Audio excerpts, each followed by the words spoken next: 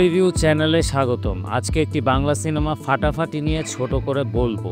অনুরোধ চ্যানেলটি সাবস্ক্রাইব করার এবং পেজটি লাইক দেওয়ার। আবির চ্যাটার্জি ও রীতাভরি চক্রবর্তী অভিনীত 2023 সালের বাংলা সিনেমা ফাটাফাটি একটি গুরুত্বপূর্ণ সামাজিক বার্তা বহন করে, যা একই সাথে বিনোদনও দেয়। রীতাভরি এখানে প্লাস সাইজের মডেলের চরিত্রে অসাধারণ অভিনয় করেছেন, যিনি সমাজের ছুঁড়ে দেওয়া পারফেক্ট চেহারার ধারণাকে ভেঙে দিতে বদ্ধপরিকর। তার আত্মবিশ্বাস এবং লড়াই দর্শকদের মন জয় করে নেয়। আবির চ্যাটার্জিকে তার পাশে একজন সহযোগী ও ভালোবাসার মানুষের চরিত্রে দেখা যায়, যিনি সমাজের সংকীর্ণতাকে উপেক্ষা করে রীতাভরির স্বপ্নকে সমর্থন করেন। সিনেমাটির গল্প যেমন শক্তিশালী, তেমনি এর উপস্থাপনাও বেশ মুন্সিয়ানার পরিচয় দেয়। ফাটাফাটি শুধু স্থূলতা নিয়ে প্রচলিত ট্যাবু ভাঙার কথাই বলে না, এটি আত্মসম্মান ও নিজের মতো করে বাঁচার অনুপ্রেরণাও যোগায়। কিছু দুর্বল দিক থাকা সত্ত্বেও এর শক্তিশালী বার্তা এবং অভিনেতা অভিনেত্রীদের সাবলীল অভিনয় সিনেমাটিকে 2023 সালের একটি উল্লেখযোগ্য বাংলা সিনেমা করে তুলেছে।